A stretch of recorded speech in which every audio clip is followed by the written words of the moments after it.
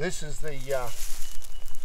the problem that we've really got. This is the trap that we caught the big dog in 3 days ago, and strangely enough, we've had on the other side, about 4 kilometres away from here, we've had a mature dog, a pretty smart dog, coming in there and sweeping the traps all the time, scratching them out. You can see where it's been scratching out. We caught this dog here, and literally overnight the traps over the other side, nothing's been touched, nothing's been scratched out, not another dog track on the ground on any of the tracks there at all. So we caught this big guy and all the activity 4 kilometres away stopped. So I think we've got our problem dog. But what we've got here is a goannas come in. You can see where the goannas come in here and literally scratch the trap out here. So we've got a problem, continuous problem with the goannas. But again, the pan's been set pretty tight, and that stops them from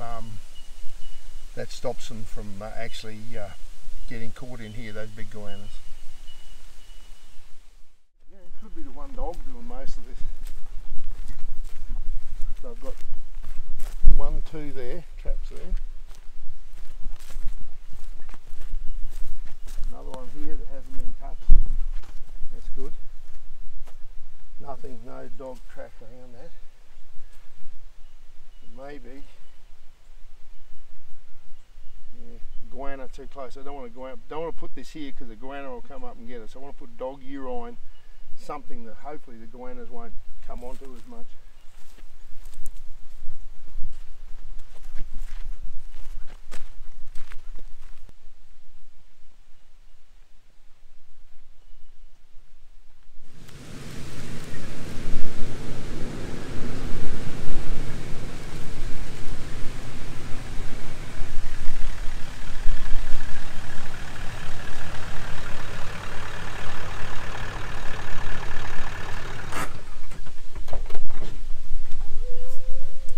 Okay, let's put I'll put a double blind trap in here. This looks like where they're coming in and really just jogging straight down to this carcass. But they're pretty cluey. They're hawking off a couple of the traps because the goannas have been sweeping the traps, exposing them. So these dogs know those ones are in there now, so you can see where they're cutting off and they know something's in the ground. So I want to put something here at least 100 metres off the carcass, where I think they're pretty comfortable. They're jogging down here pretty quick, and we'll just go for a blind set, no scent, and probably just put a little bit of the beast here to just slow them down a little bit, and maybe a couple of stepping sticks, little sticks on the track that they'll step over. So let's see what happens. Put a double.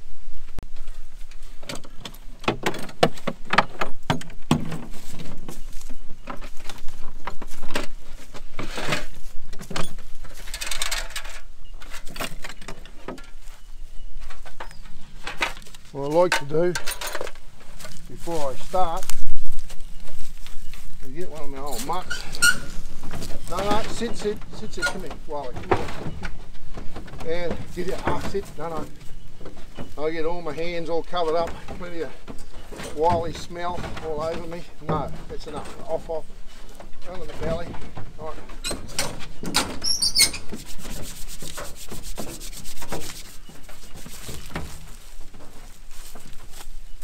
We'll use I'm going to use that tree as an anchor and put a chain on it and put 2 traps in here. I just have a deer dog.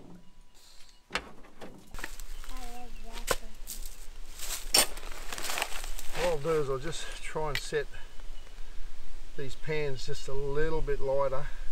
That one's not too bad. Seeing them away from where I think the goannas are going to be. I'll set this one just a little bit lighter.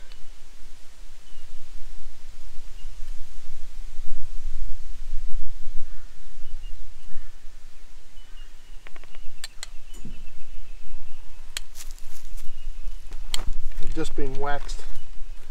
I've checked there's no wax in the sear. There was a bit on this one.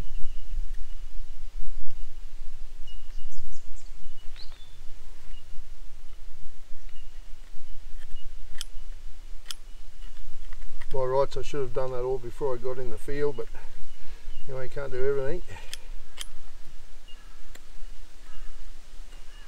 Just make sure you check them.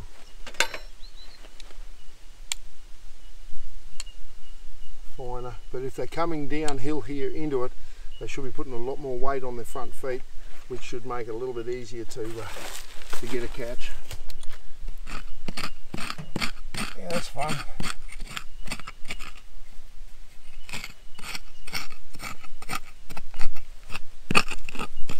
Yeah, that's fun.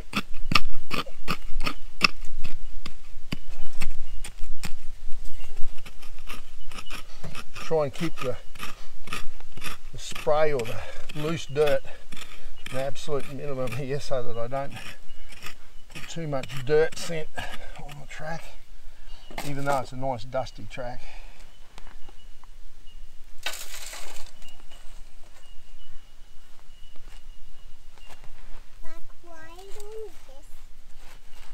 Now, I'll just put it here so we can see if we can catch this pretty alert dog. This dog has probably seen three of its mates kill so far, or caught in traps.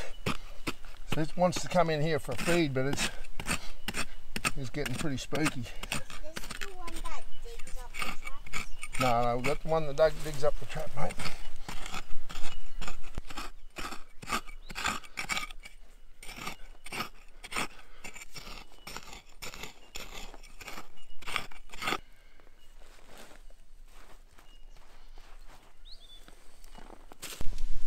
This one, I'm going to chain it back onto this tree so there's no stake in the ground. So we'll dig a little bit of a furrow.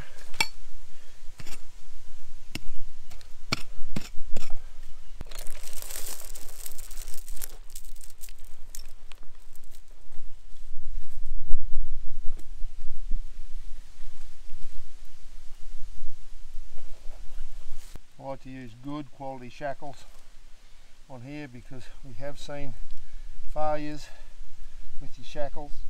It's going to be nice and tight, but not too tight. Secure this one to the tree.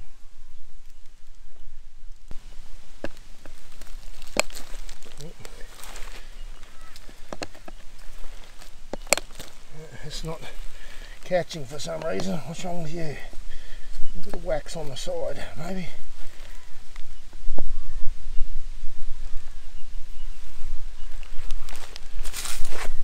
Well, it's good to get them cleaned out when you're back at the house.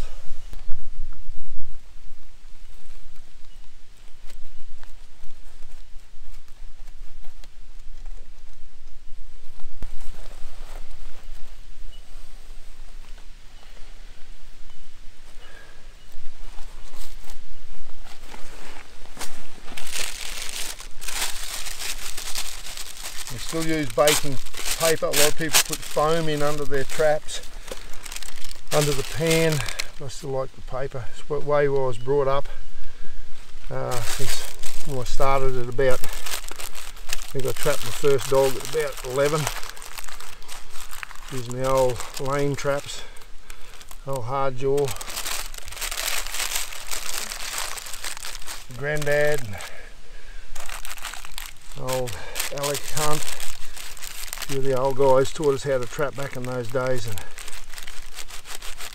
they caught a lot of dogs.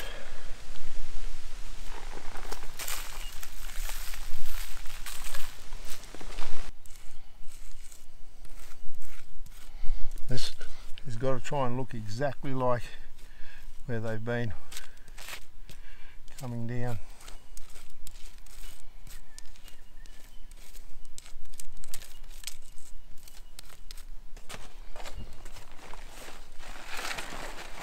A bit more of that softer, finer dirt there on top of it again.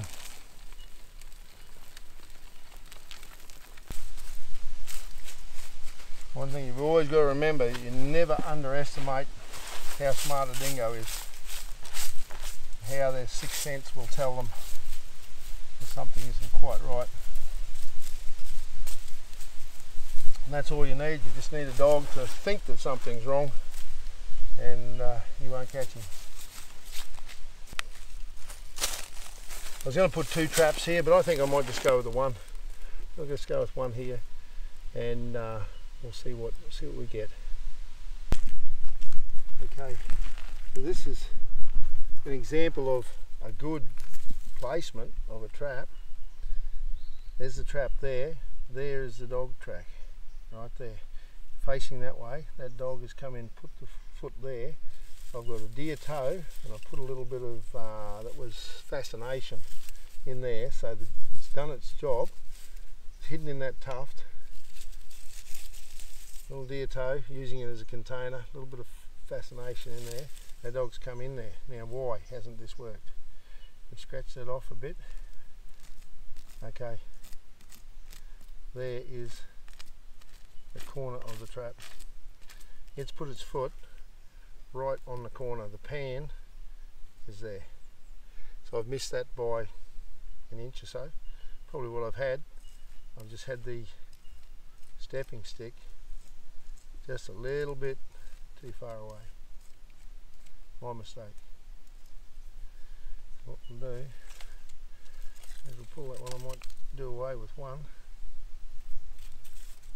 I might put that one just the wrong shape. Get that dog to step over there again. Yeah, this is interesting. Another trap I've got set here. Wiley actually marked on that, and I did the same thing. I put a little bit of gland lure actually in the deer toe in there. I've got a boar pig, or a pig, probably maybe young boar, a little bit. Here, it's walked past it. It's walked to here, so it's stood outside the trap. There's its other foot, and it's sniffed in there. But this pig has gone past and hasn't taken the, hasn't disturbed the trap. That trap's looking good. The edge of the pan is about an inch over the stepping stick. So what I'm hoping, I'll get a dog come along there to sniff that, step through. We might just pick something up on that. Let's check the other one here. Okay, we might put a trail camera on this one as well, because a lot of activity of dog tracks here. This is where they're coming in, straight down this track. Now, I've put a bone on the base of this tree here, and I've got the trap in close, probably too close. I've been trying to get them to come off that, come off the pad that they're coming in on and step up into there. Now, maybe they just hawked off it because this bone wasn't there the day before, so they're probably thinking, what's it doing there? So I want to get something to attract them a little bit more. I've got no goanna sign here at all, so I'm probably safe to use a little bit of gland lure. So I'm going to put a bit of gland lure on the base of the bone, right in at the base of the tree, about this far from where the trap is. So what I'm hoping then, dog comes in here, smells the gland lure, and will commit itself to go close enough to have a look and step over that stick there and into the trap. Let's see, I've definitely had a dog come right through here. He's turned, that track is facing that way, but there's no tracks up here. So that dog has turned, come in, turn around, had a sniff, maybe hawked around here. That's where a trail camera, I should have had one set up because we would have seen where it was going. It might have hawked right around the back of it, but let's see what we get. We'll put a little bit of gland lure. All our scents we get from Dave and Tracy Randall, and they do a great job.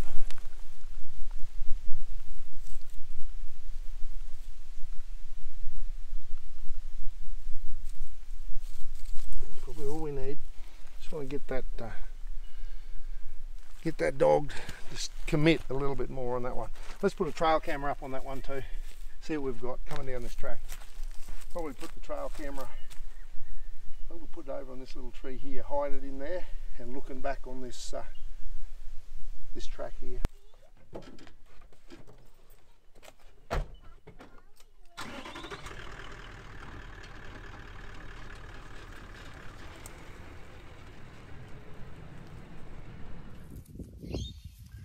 G'day. If you're watching one of our clips, well, you're probably thinking much the same as what we do. You crazy thing, Brandon. Yeah, one thing I really hate are ads on video clips. And yeah, when I saw you know, a greens ad come up on front of one of my clips, I really saw red on that. You know, greens make me red. Okay, we have had an offer from the Ridge group, and that's a group that I've supported for many, many years, 30 odd years.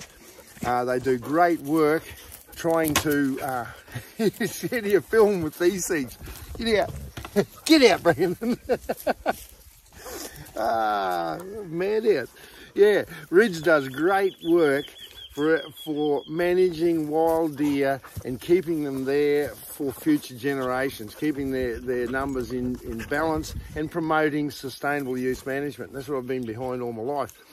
Okay, if you'd consider going to this website, joining up as a supporting member for 25 bucks a year, and we'll try and put as much of our content then onto that site where it can be there, boots and all the details, but without ads. Consider joining up with us, and we'll put as much as we can content across to that site. Thanks, mate.